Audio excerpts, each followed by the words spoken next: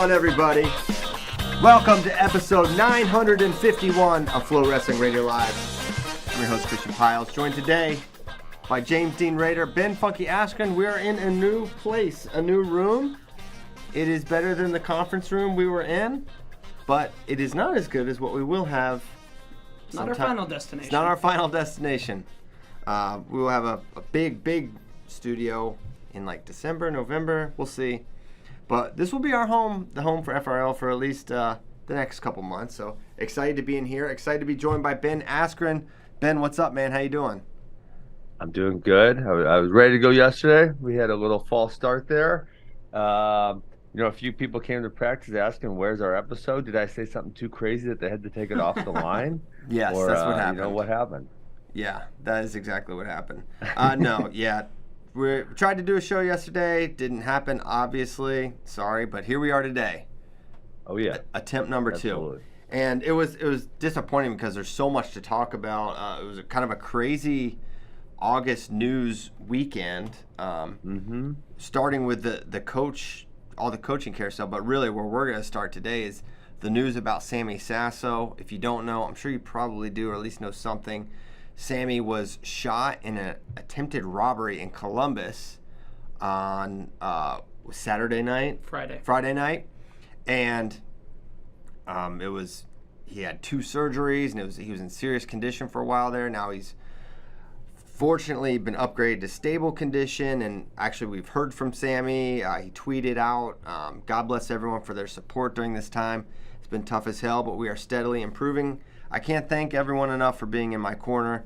And he's, of course, there's been a strong outpouring from the entire wrestling community of support for Sammy, who is someone that is, truly beloved in the sport of wrestling. I think anyone that knows him or spent any time around him knows he's just a pure wrestling soul for sure, and just a very real person. And so, obviously, our thoughts go out to Sammy and the Wrestling Bucks at this time, but fortunately it sounds like good news, and Brad Wilson from the Lehigh Valley, great reporter out there, has had a lot of good updates and mentioned that Sammy, the surgeon apparently said that Sammy should have a full recovery and can wrestle again, and even though obviously that's sort of like far from the most important thing. I mean, as wrestlers and wrestling fans, we would love to see that and hope to see that. And I feel like coming into this year, and Ben, you can, and JD weigh in after this, but I felt like Sammy was one of those guys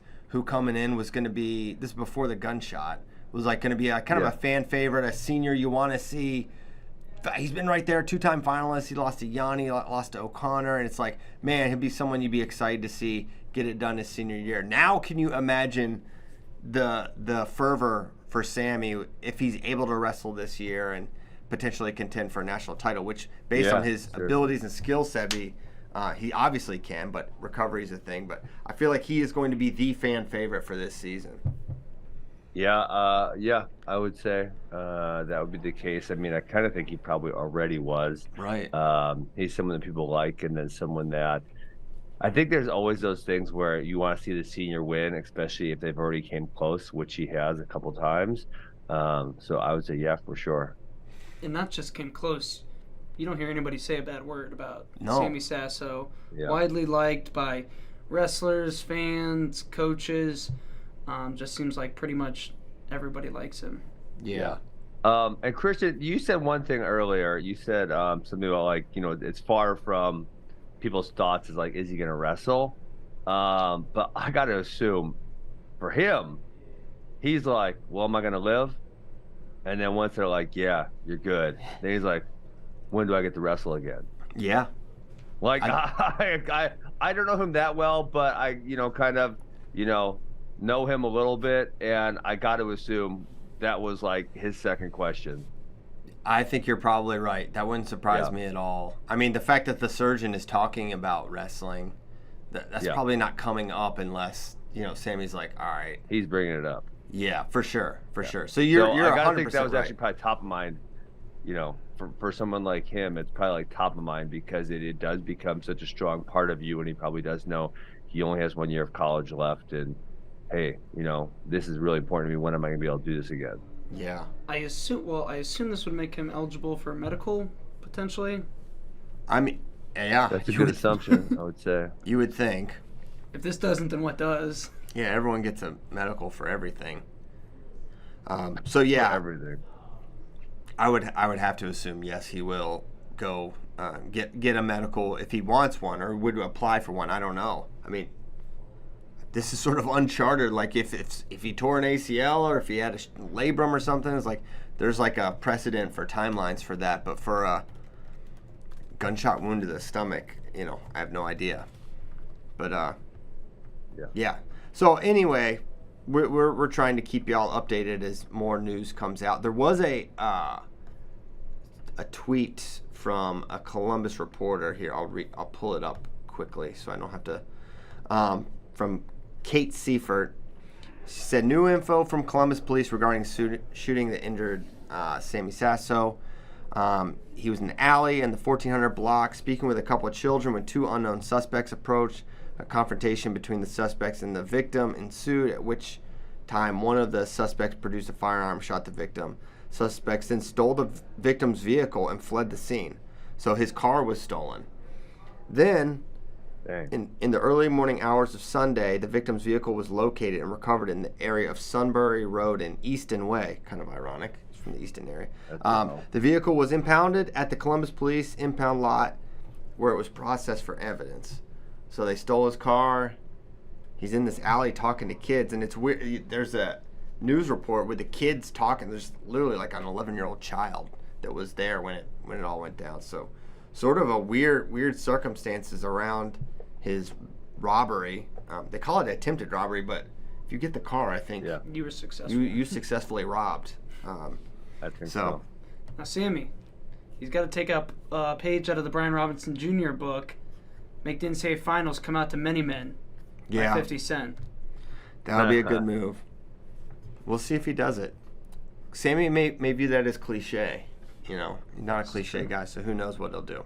But anyway, very strange. It's just not news you expect. And, a lot of us woke up Sunday morning to texts.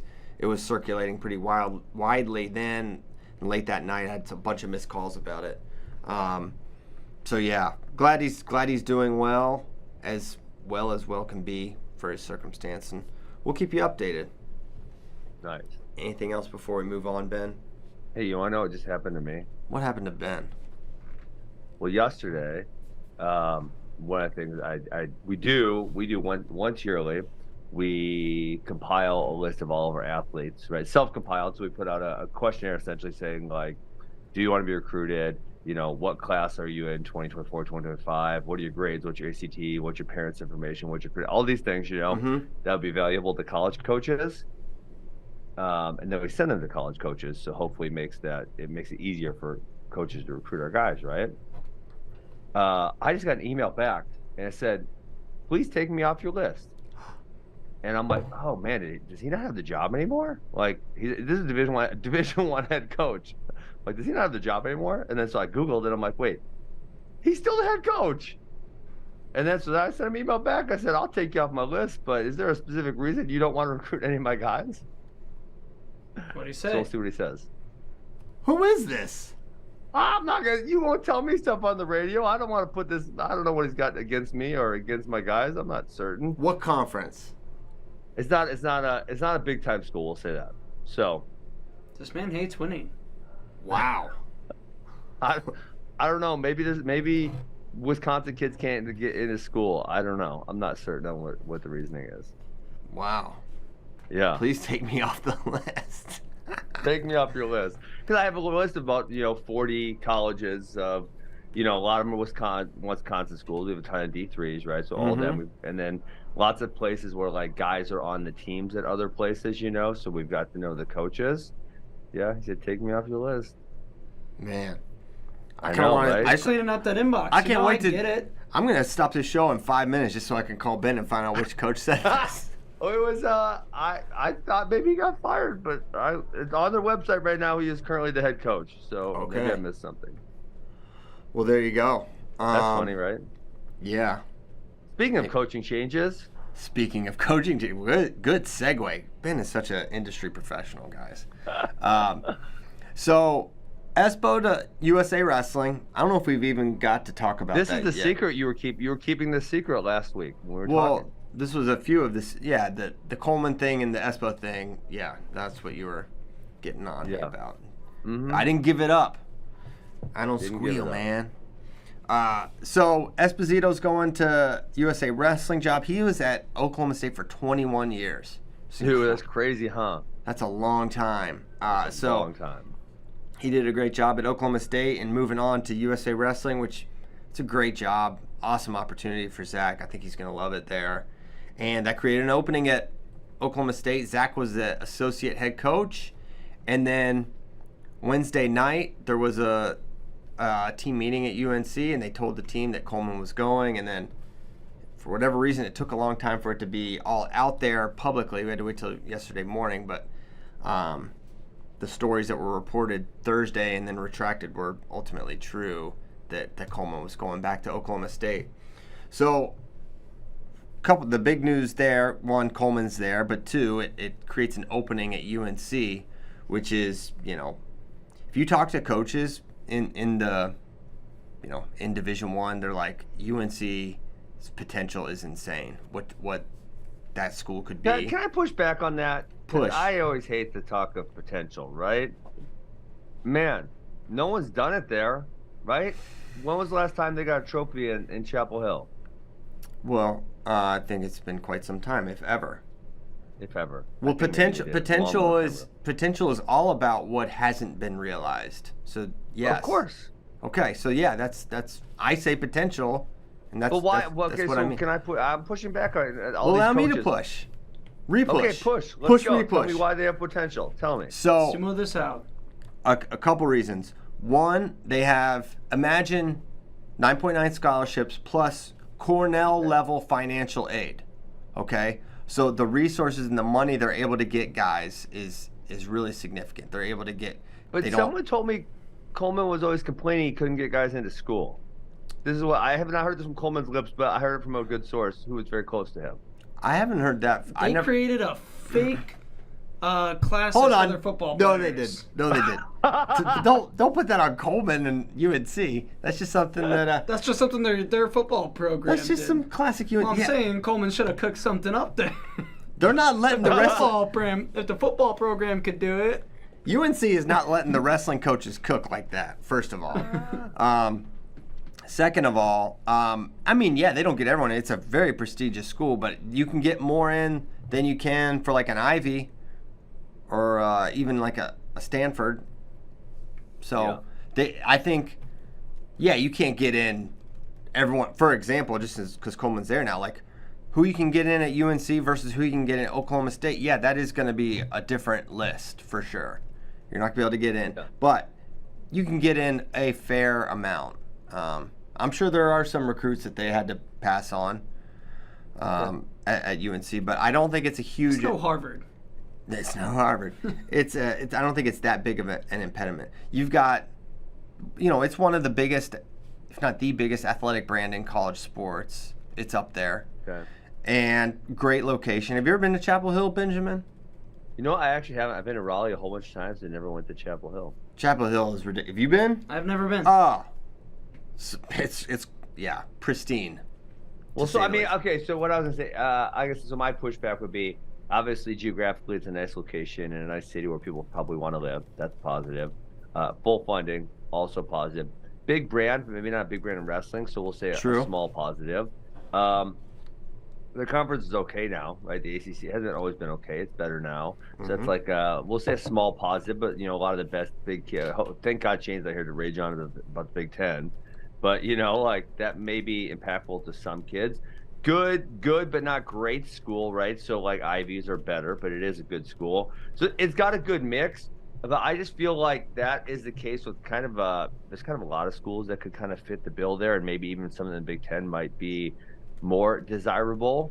And so I think it comes down to, like, do you got a guy in wrestling more than anything? Do you have a guy that can coach? And so you look like NC State, who was just down the road from Chapel Hill. It's like, well, they had that potential too, and then they got a good coach, right? Yeah. But you could say the same thing about there's been crappy schools in the middle of nowhere who did a good job, who you would say don't have a lot of potential. But if you get the right coach in there, they can get the thing done. It's all about the coaching. So are they going to find a good coach who's going to be able to develop guys and stay there? And that's kind of it. So I think, I don't know, I just feel like that potential thing could be labeled to 40% of the programs in Division I wrestling.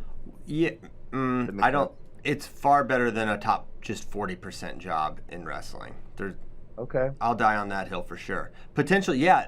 You have to have the right person to unlock. You needed the right person to unlock the potential at Penn State, Yes. a school that was never reached that close of success that they had. I mean, that's an understatement, right? Unlock the potential at Cornell. He unlocked Rob Cole unlocked that potential for sure. Mm-hmm.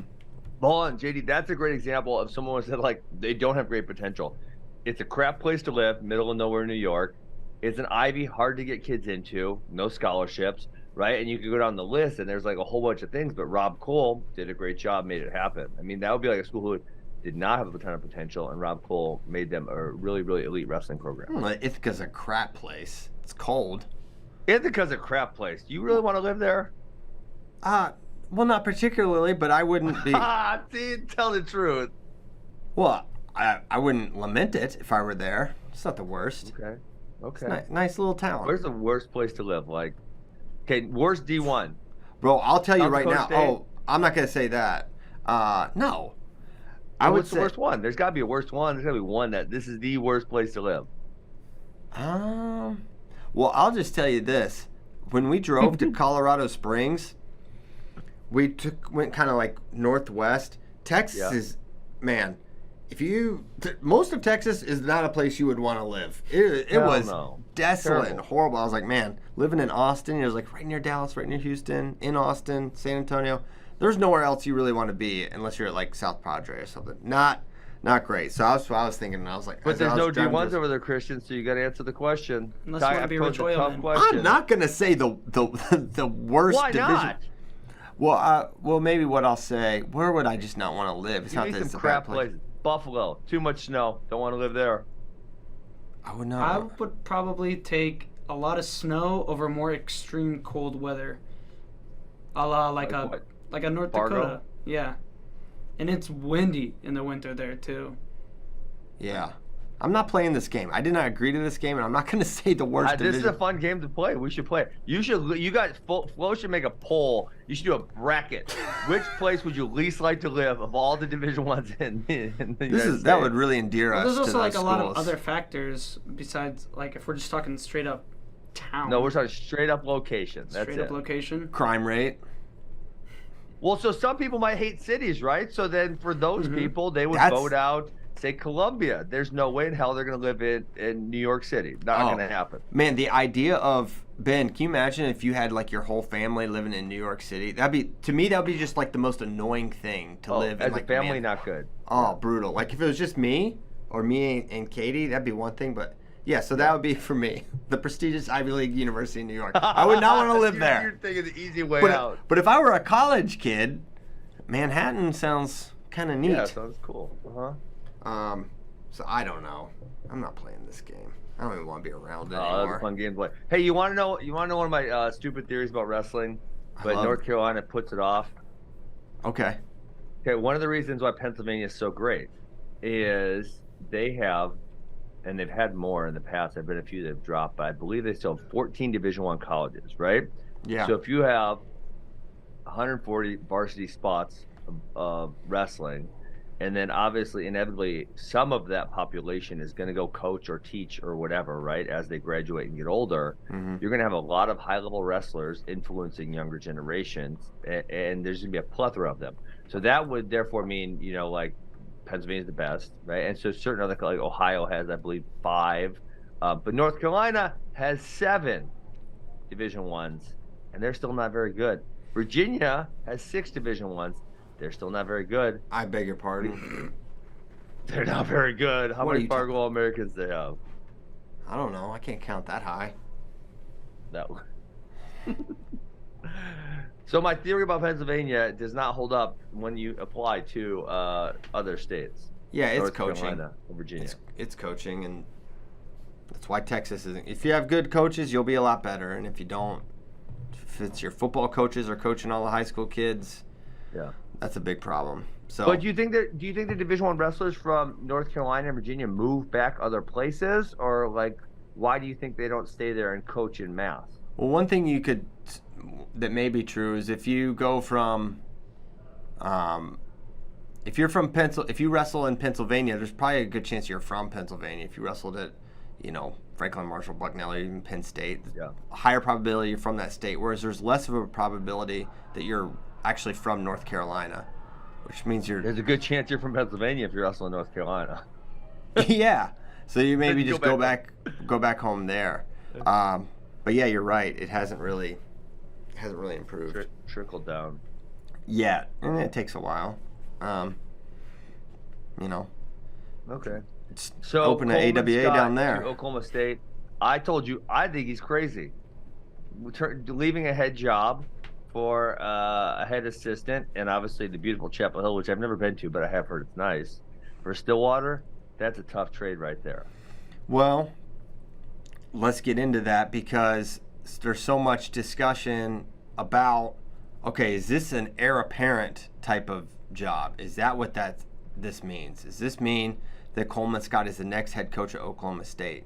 And if it is, Ben, then I think you would say, okay, probably a smart move. This is obviously Coleman's dream job. He's made no secret about that.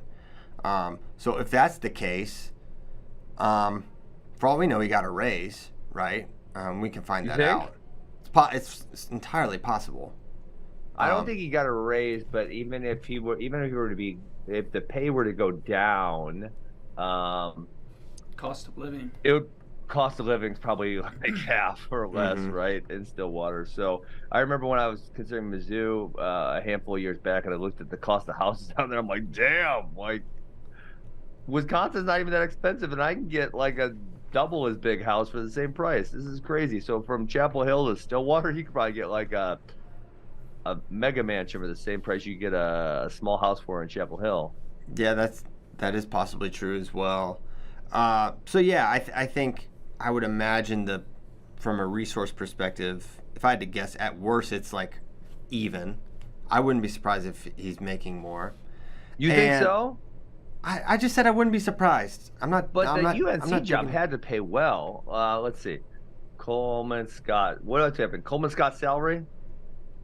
Sure, yeah. Probably have to go to the public. This is where we need Kozak. Page. Kozak's got to be weighing in here. He's our. Someone in the chat Google the UNC like directory page or whatever. You can probably find it if they're technically a public university. Yeah. Hold on. I think I got it. Coleman Scott overview, coach. Wow. This is 2017. In 2017, he was making 120. I gotta assume it's went up since then, because you're right. If it's 120, then I would say he's probably making that much. Yeah, for sure he is. But this is 27. That's 6 years ago. So. Yeah. But it ain't like it's. I mean, I'd be surprised if it got up like 80 to 2. And I wonder what what was Espo at? That would probably be a good gauge too, because it's basically that job. Let's do that. And then we're gonna air your financials next, Ben. You know, I've looked at my financials online, and they are not right. You're right. Look at this. In 2018, Zach was making 140. Damn it, Christian, you're right. Yeah, bro. 2018, Zach was making 141. Yeah. So, would not be surprised if it's a pay increase. So, okay, Matt, say it out loud. Pay increase, dream job. All Even right. if, here's the other thing. Is there a guarantee he gets the head job at Oklahoma State? I think the answer to that is no. I think the answer to that is no. I don't think there's a guarantee. Okay. That's based on my understanding of the other candidates that were reached out to. It didn't sound like that was part of the deal. But think about it from Coleman's perspective. Like, it's your dream job. You want this job, right? Yeah. Is coming to Oklahoma State going to put you in a better position to potentially get it? Yes. Absolutely it is. So it's strategic. And if it knocks you up a couple of percentage points and more likelihood of getting it, then it's a worthwhile job. And Coleman's been looking for a while. He threw his hat in the ring at Oklahoma, so he's been considering leaving UNC for a bit. So I think it makes a lot of sense, and I think there's a good chance he is the next head coach at Oklahoma State. What I don't think is that there's some guarantee in writing that he will be. But either way, I think smart move. His wife. Well, first of all, he went there. His wife's from Oklahoma, so I think there's a lot of reasons the I think move they makes like sense. it too. Yeah, He's a cowboy. he is a cowboy through and He's through. a cowboy. And there is something very special about the place you went to college. Of course, For sure. Yeah. of course. If Brian said, "Hey, I'm handing you the keys. Missouri's yours." He tried to bring me back a few times. I almost went. Bring you back, but he's the head coach. If he said, I know, with obviously a guarantee that I would be the coach within a relatively short window. It's been a while. At what point do you want to be a college coach? Never? None. When I turned that one, I mean, that was a long 5, 6, 7 years ago. The last time it was like 3 times, and I always felt bad because I love Coach Smith. He's so awesome. And so one of the times it was like the pay was nothing. It was like I was making more in one fight than I would for an entire year of coaching, and I'm like, and I was still kind of like early on and I would say in my prime, and I'm like, dude, I can't. I'm not done with this thing yet, and I can't go do that, and the pay definitely can't justify my making that move. And then the last time was, dude, it was hard. I almost said yes. I almost left, but it was like, well, me and Max got this thing in Wisconsin going. It's going really well. My mom's, we're living 2 miles from my mom, and she loves all of our kids, and those 2 things were probably the biggest ones, And then it's just like, I really, really like what I'm doing, and I like the freedom that I have with the academies. That was so. Yeah, but it was hard. It was hard because I love Columbia, Missouri, and I love the Missouri Tigers. So it was very difficult. What if Coach Smith said, "Ben, we got a place for you and your mom 2 miles from your house, perfect location. Your mom's coming too." Then what? I mean, honestly, Amy and I had that conversation of like, did we just tell my mom like, hey, we'll pay, you're coming with, Yeah. But then it was like, but then I'm screwing my brother, right? Because now I'm leaving and my mom's leaving. I even thought of some extreme stuff, Christian. I thought of like, getting my own small plane to be able to commute back and forth and wild stuff like that. Man, I don't like the idea of you in a small plane. I almost got my pilot's license, Bro. like Wyatt Hendrickson. Okay, Sethman does it. Don't give I me. did. No. I was halfway there, and the damn instructor left town, and they didn't get another instructor. Dang. Can't learn how to fly in Wisconsin. Well, that was in college in Mizzou. Oh, okay. Well, that would have been fun. Man, did you ever meet our guy John Michael Zach when he worked here? Yeah, I remember him. This dude, so he doesn't work at Flow anymore, but he works for another company, and they were flying. He said they had to do like an emergency landing, and they fly in these little freaking planes. And he was telling the story like he was like having to come to terms with like potentially like dying on this little private plane thing. It had a propeller. So I'm trying to do anything I can to make him never get in that plane again. But he's like, I'm gonna do it. Yeah. Anyway, yeah. Those little planes are scary. No, I'm not even gonna say it. Moving on. Oklahoma State. And here's the other thing. Like everyone is talking about John and retirement and everything, and I understand, but he's 58. It's not like he's, Dang, really? He's not 72. He's not that. 58's kind of old though. How many college coaches are older than the age of 58? I would say there's probably, let me think, 8, 10? So probably less than 10%, maybe. Division head coaches. Yeah, head coaches, of course. There's some, but Tom Borelli, I'm I sure feel is. like the intensity of the job is higher than a normal job, so very few hang on to like, 65 would be a really, really old college wrestling coach. Like how old's Tom Ryan? He's definitely not 58. He's way younger than John. Like 52. Yeah, he wrestled Pat. Yeah. Well, I think you know what I wonder why some college coaches don't do as they get older is like maybe take a step back and say like, hey, I still kind of want to be around and I kind of like this, but I don't want to be in charge anymore because it's just too hard. Let me take a step back. I'll be the second assistant, and I'll take care of all the Like stuff. 'Cause I've been Gable. doing this for 25 years, so it's not as hard for me anymore. And I'll let you guys run the program. Like I'm kind of surprised more coaches don't do that. Yeah, I could see that. Because it would be so valuable to have like this wise old sage. If you're a 35-year-old guy, to have this guy who's been doing it and who knows how to work with the administration and has done so many things, it would be so valuable to have them around. So I would say, I don't know what I would say. Oh yeah, I know. I think it's tough. If you're the guy that follows the guy, if he's around, that's tough, right? Because Why? No, it's not. Have a relationship with him. Be grateful that you have a resource like that. yeah, That's ego. That's ego talking. We got to get rid of that ego. It ain't productive. I'm not sure about age, but John Smith, along with Tom Borelli, have been at their current institutions the longest. Ooh, They were Borelli's both old. hired That's a good in one. 1991. Yeah.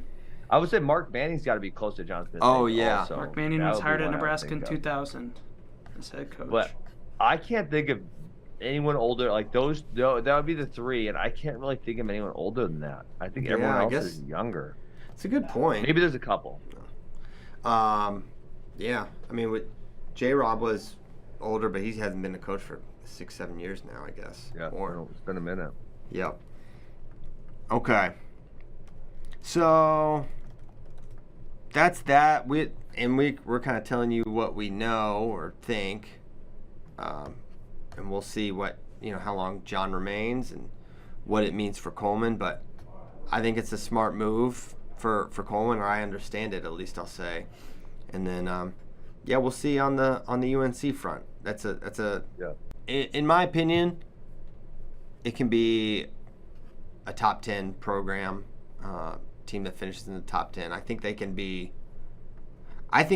the things that Virginia Tech and NC State have done.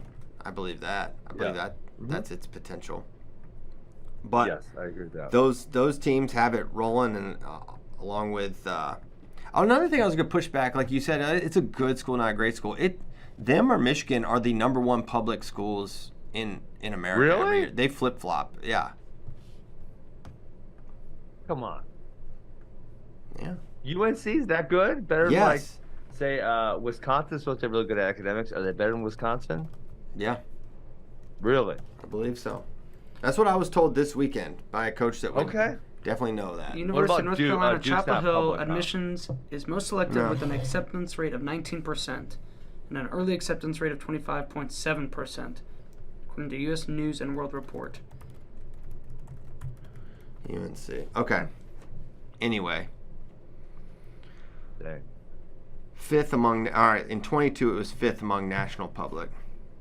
Okay. So yeah. That's good. But obviously, that does negate because there are quite a few Ivy League schools that do support wrestling. Yes, but okay, think about the concession there. There's some Ivy League. Yeah. I mean, yeah, you can get into there's harder schools to get into, but apart from Cornell and now Penn, it's like there's a wrestling trade-off there. Yeah, that's true. Yeah. I mean, Harvard's had some successful people in the past. Brown really hasn't had anyone who's very good. Who else? I mean, there's Columbia, Brown, Columbia's had a Harvard, few successful guys. but it's been a long time for Harvard. Yeah. Um, Yep. It's fair. So, Good old Jesse Jansen with that crab ride, baby. whew, he was good. JP O'Connor, undefeated Oh, yeah. national champion, 157, 2010, I think. He's a beast. Okay. Justin Hampton says Navy is the number one public school in the country. All right. Is that true? Is it public? I guess It's not. I guess technically it is public. I mean, what qualifies as? I mean, it's a literal branch of, it's the military, so it feels public. It's not a university though. What is it? Oh, what? Because it doesn't have 4-year or master's programs? No, it's because it's a service academy. Yeah. That's also true. But then you don't pay for it. So then you have like You don't pay nothing. All scholarships. Bro, we toured the Air Force Academy. I was like, secretly hoping, I was like, man, I wonder if the kids would get into this idea. Like, I don't know, but man. You want to talk about hard to get into? That's like very being a hard to get military into. man? Yeah. But they're freaking smart. I mean, You literally like need a letter from the senator. Or you think something. I got senators lined up to send letters, JD. Don't worry about that part. The hardest part, it will be them committing to that life, I think. And you gotta do what, 5 years of service afterwards, also. Yeah. But you get paid your junior and senior. Your last 2 years, you do get paid. Yeah, I saw an AWA guy. What's that guy's name? Jack? Jack Ganos, baby. Yeah. Dude, Great honestly, it was a great experience. I don't know if I've talked about it on the show, but like, it's like if you wonder where all like the nice, respectful, good kids are, they're all there. Like every kid you ran into, and not just on the wrestling team. It's just like this, like these are the people you want your kids around. That's what I was thinking that whole time. Katie had the same impression too. Great place, and I'm sure Army and West Point and Naval Academy are both similar. These are our best. Anyway, enough Air Force Radio Live. Where do we want to go next? They've done this Air Force of Radio acceptance Live. rates.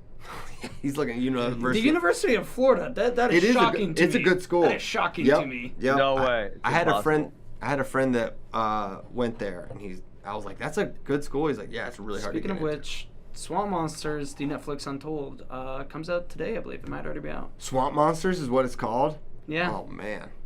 It's on the Tim Tebow, Aaron Hernandez, Riley Cooper, Yep. Percy Harvin from Virginia. that era. That was quite an era. Years. You should watch that. You know what else you should watch, Ben? What's up? Have you seen the movie Cleaver? Cleaver? Scott Cleaver? No, Cleaver. Look, it's on my mug here. Yeah. I've never seen that. It's kind of a mix between Goodfellas and Saw. Ooh, it- I don't know about that. I'm not into that type of movie. It's Christopher Moltisanti's first movie. I don't know him either. You don't? No. Okay, fine. Well, you should check it out. Your At lea- nose up at me, snob. At least Google it. No, I'm not being a snob. I'm just surprised you haven't heard of. I mean, it's his first. I mean, No. one of the Baldwins is in it. He plays the lead. I think it may even be Billy. So you should look into it. That's all I'm saying. Okay. Hey, so Ramos is the acting interim head coach, but they're doing a nationwide search. Do you think they're going to get good candidates, or will Tony Ramos get the job? Well, that's kind of a brutal blow to Tony. Will they get good candidates? Okay, well, you know what? Actually, my wife yelled at me for saying something like this the other day.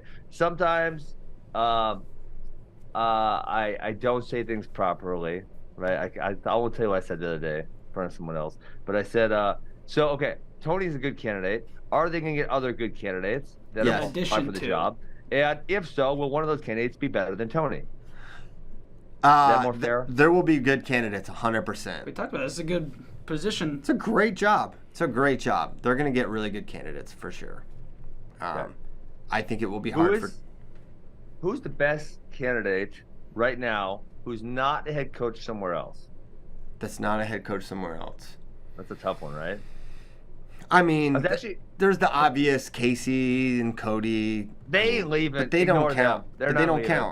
count. It's hard to know I because was if they're not actually a head coach, how good of a coach are they? Well, it's an unknown. But who would it be? Okay, hold on. Let me interject something real quick. Jared Frayer. Actually, I'd say someone's Jared kinda- Frayer. It's a good one. That's a good one. I like that. I agree. But someone was asking me about this. They asked me this question the other day, and I think there's so many guys who are competing longer in wrestling, and it was just weird because there's this weird time gap where it wasn't really happening, say prior to we'll say 2016. So a bunch of these guys who graduated right around say like 2012 through through moving forward have now committed to wrestling kind of like permanently or for a really long time. Therefore, less of them are being assistant coaches like right now. And so it's going to be a weird gap. At some point, they're obviously all going to retire, and then likely a bunch of them will go into coaching. But there's this weird gap where there feels like maybe there's not a ton of great candidates because of that. Certainly the Kyle Dakes, David Taylor, Jordan Burroughs in a previous generation, Rutherford, Oliver, etc. They would all find their way into college coaching, a generation or so ago. Yeah. Typically. Yeah, I think so, but I don't think there's a shortage of quality coaches. Maybe there are. I don't think so. But yeah, you could be right. You could definitely be right. And I'm curious to see in like 10, 15 years from now, what of those legends do eventually make their way to Division I ranks? Or do they all kind of do the David Taylor thing, just like have a club full of hammers? And I don't think so. I mean, I'll tell you, because running the club business, while there's a potential to be profitable, it's way harder to make money doing this than it is doing that. I mean, Pat Popolizio is made. There's a lot of these. Someone's put Pat Pop's making 300. I think Brian Smith's somewhere the same. Like, I don't think you can make that much money with a singular academy. Be that profitable. I think it's impossible. Maybe I'm wrong. I won't. But I know the economics pretty well, and I think that's impossible. So it is hard to make that really, really high-end money, and then if obviously you do multiple sites, then you're adding other difficulties like managerial duties and et cetera, right? So you do get more freedom. There's a positive side to it, right? Mm-hmm. But and then on the other side, it's like it's easier. Like you just get a paycheck. You don't got to be an entrepreneur and start from scratch and have a bunch of hard years. You just get, an assistant coach. We saw Espo's making 140. Like that's a really good living. Here's your job, boom, and then you work your way up, and there you go. Yeah. So I'm hoping. I mean, I just think it would be fun to imagine Kyle and David and Jordan like coaching in the Division I ranks. I know Jordan has been openly like, I'm not going to. I don't want to coach college. Like, yeah, I think his time just around Nebraska after graduating and being there for so long, and with Brian, he kind of got to observe, but not be super involved with the various headaches of college coaching. He's like, he tried coaching for like a year. He did 1 year. I think it was like the 13-14 year or 14-15. I'll never forget. I was like, he was obviously a World Olympic champion. He's the best wrestler in the world at that point in time. I remember it was like the scuffle or something, and he's just sitting there at a match. He's doing the iPad for the match. I was like, what is happening? Jordan We've Burroughs iPad like recording film or what? Yeah, he was doing the film for this. I was like, what? I'll never forget that. I was like, hey, obviously Jordan's not above that, but champion.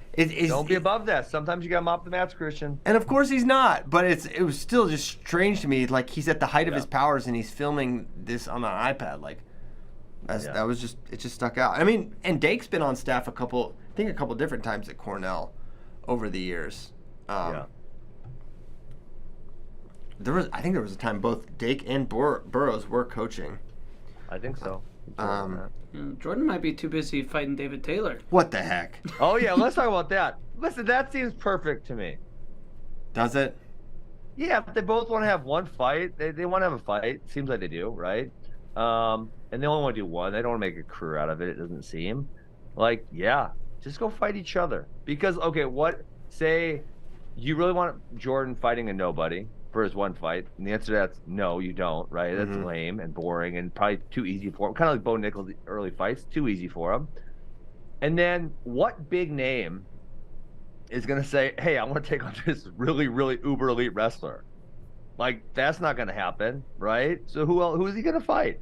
And so if they both want one fight and not make a career of it, it really makes a lot of sense for them to fight each other. I mean, sign me up to watch.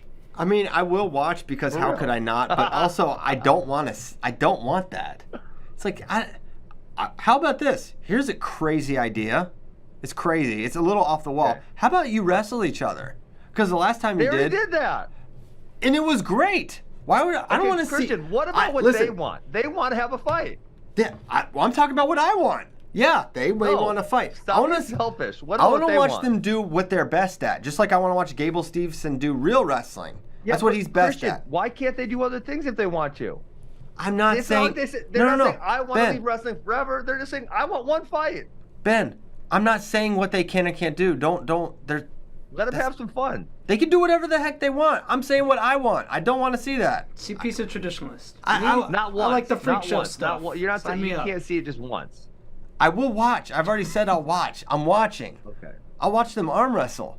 That's irrelevant. I'm a degenerate. I'll watch anything. But I would rather watch them wrestle. I'm allowed to have a preference, and I'd rather watch them wrestle because they're two of the best that have ever lived to do it. And I've seen them do it a couple times, and it was great. So I'd love to see it again.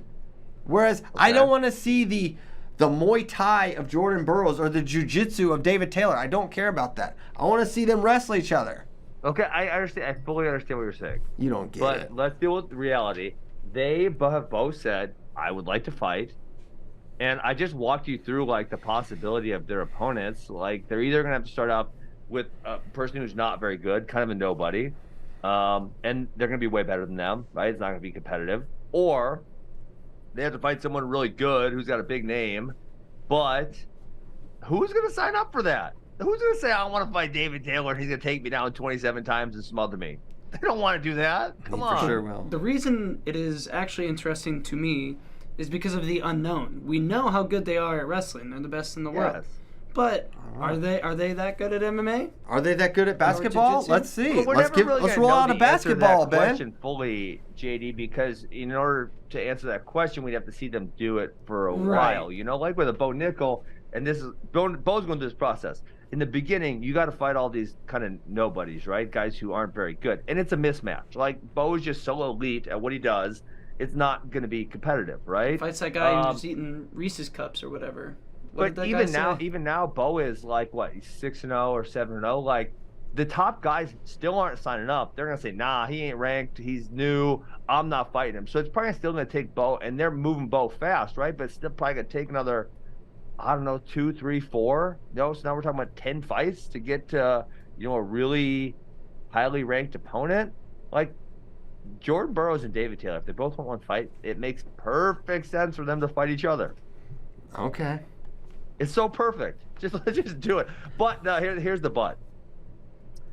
I would love to see Dana White promote it or some other major promoter.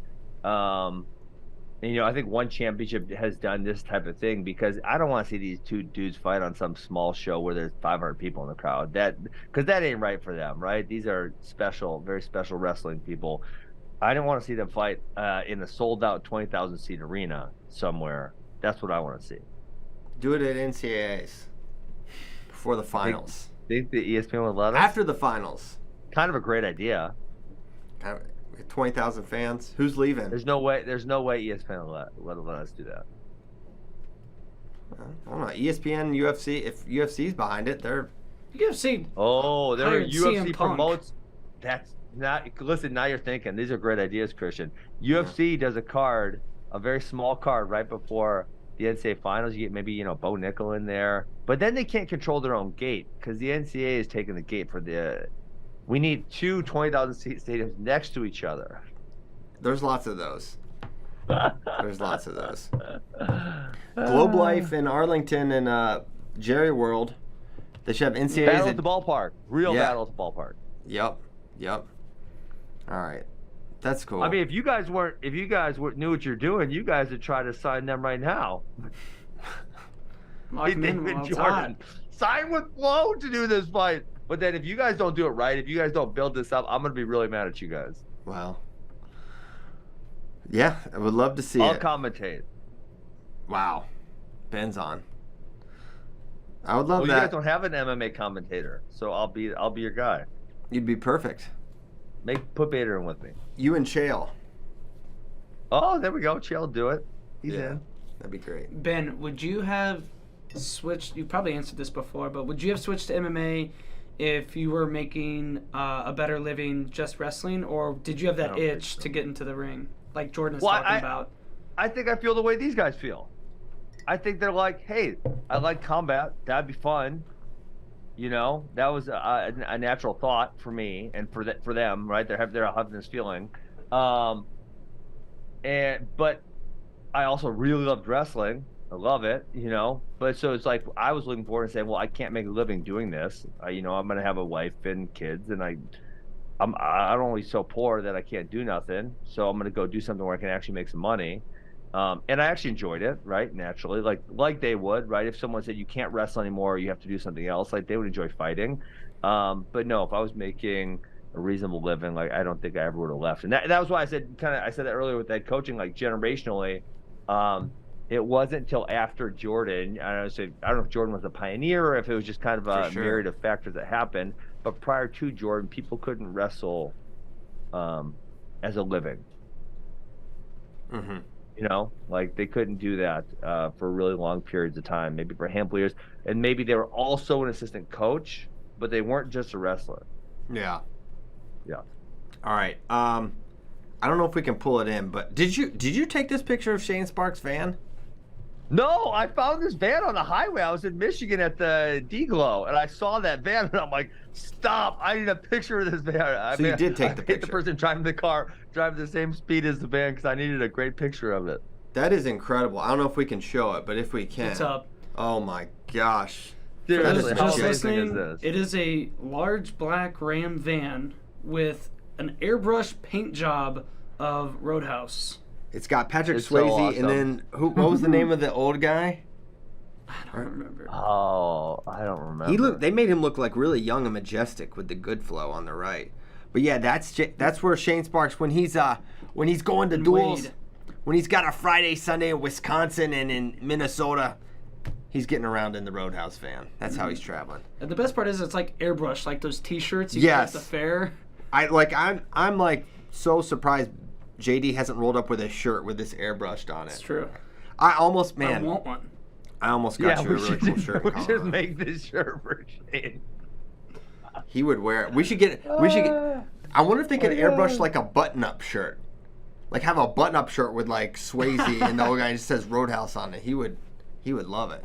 If he had a Vision Quest one, he would wear that on the broadcast.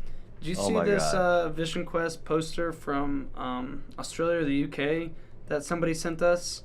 No, Shane wants it. Shane, of course he wants it. The best. Oh, I saw that. And that you're talking about, it's in the comments, right? Mm-hmm. Yes. Let's do some But questions. you should, wait, can we read what it says on this poster? Yeah. Loudon Swain has two Wow, I things on did his not mind. read the poster. The Hold on, let him 6'4" read it. champion he has to wrestle. Which, listen, they're 160 pounds or whatever. That dude ain't 6'4", for one, right? And the 5'2" brunette he wants to. Oh my gosh. That is so corny. The movie. Oh my god. I mean, it's very fitting for the movie. It's so fitting. Very on brand. No denying that. What a bad movie. You And it's fools. called Crazy for You. Yeah. Not Vision Weird. Quest. That would have been such a stupid name for the movie. So All right. stupid. Questions. I want to do them. What NCAA team this year has the biggest potential but could also bust? Probably Oklahoma State. You see, so talk to me about their potential. What do you see? Well, like they could throw someone like Braden Thompson was the #1 recruit, and how is he going to be at the college level? I don't know. Maybe he's really good. Maybe he's not. I'm not certain, you know. And I think they have a few guys that I feel that way about. What do you think about Spratley? Sam, I think he could be really good, but I could see a scenario where he's not that good. You know, it's like we don't know how good he is at the NCAA level. He won a few tough matches last year, but as a full-time D1 guy, we're not sure. I am going to say the University of Iowa because if their lineup is their lineup right now, they will be very good.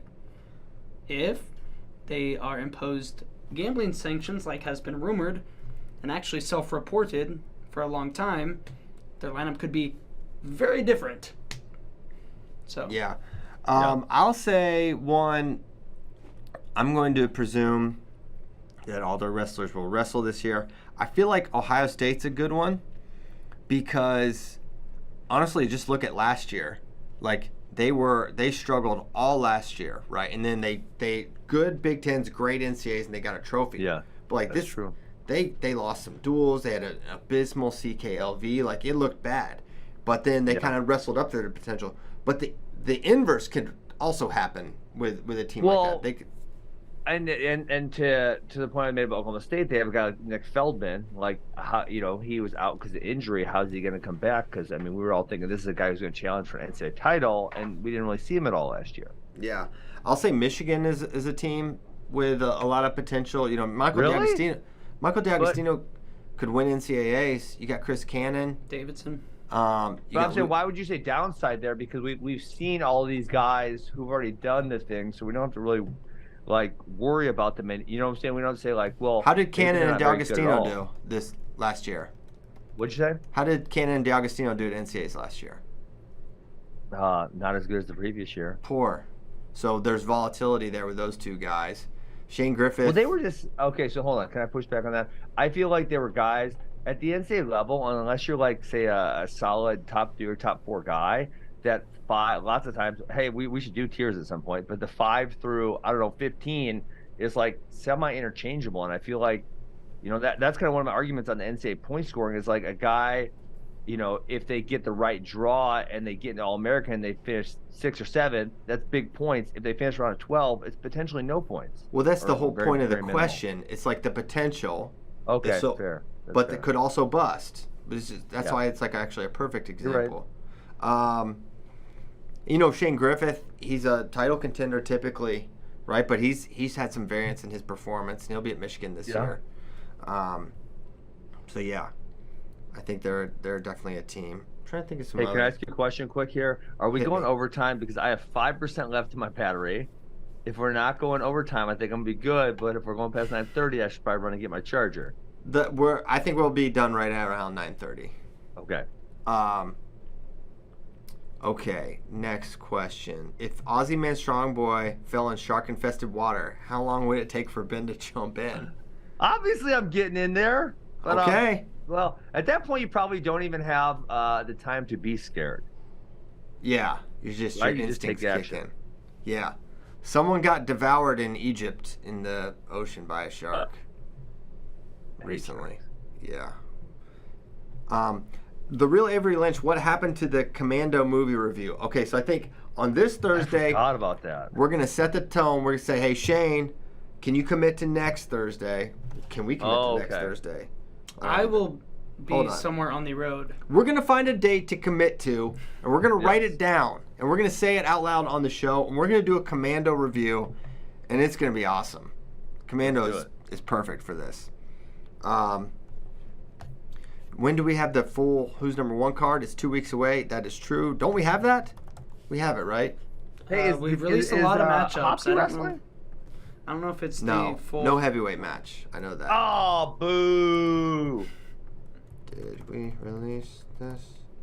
Okay, let's see. Well, I actually was thinking this last night, and I almost texted you, and then I forgot about it. All right. I'm going to start reading matchups that I think are happening. Okay. So, Conor Mirasola, Aiden Sinclair. We know about that one. Let's do that. William Hinkle, Joe Seeley. Rematch. Yep. Anthony Knox, Leo DeLuca, Pure Fire. Okay. Cody Merrill, Sawyer Bartle. Christian Castillo, Paul Kenny. Kyle Larkin, Ben Davino. Daniel Zepeda, Bo Bassett. Ty Ice, Angelo Ferrari. Jax Forrest, Jordan Rady. Colin Rath, Pearson Manville. Wait, so I felt like there was a whole bunch of matches at say 126 through 138. Can you read me the weight classes? The Bassett one, the Forrest one, the Zepeda one. 126 is Forrest Rainey. Okay. 138 is Bassett Zepeda. Bo Bassett's 138? Yeah, boy. Is he actually that big, or is he just bumping up so that way he gets a match? I think he's planning to be bigger. I think this is the plan. Okay, because he just wrestled 121 at cadets and then 125 at juniors. Yeah. Okay. And who's the other one? There was Larkin Davino is 32. What about Davino? 32. That was Kyle Larkin versus Davino. And then 120 is Knox DeLuca. Was there one more in there? There's Paul Kenny Castillo's 13. That's real small. Yeah. Huh. Okay. Sound like a bunch of fun matches. Yes, indeed. Tickets are for sale. JD, how do you buy them? There is a link on our website. Well, there you go. I will put it in the description of this episode. That's what he'll do for you. Please buy tickets. Please come. Should be a good turnout. Wisconsin, you got the #1 Wisconsin matchup in the world, so it should be sweet. It's 9:30. Ben has 1% battery on his laptop. I'm at 3 still. I'm at 3. We're good. Wow, what a beastly laptop you have. Great computer. We thank you guys so much for tuning in. We will be back Thursday, just 2 days from now, doing this show again. Special thanks to Ben, JD, and you for hanging with us. What's on your middle finger? I was going to write Commando down. I have a dry erase board on this side of my desk. Let's see if you guys can see it. Yup. Right there. I was going to write it down because I was like, okay, if it's Thursday, I really got to remember to do this because that's only 2 days away. And he said next Thursday. I'm like, okay. Okay, answer your phone. I'm going to find out what... Answer your phone. I'm going to find out what coach doesn't want AWA kids. I'll call them. All right, thanks so much, guys. They had a reasonable response, you know? Oh, okay. Maybe they got their reasons. All right. Thanks, guys. See you next time.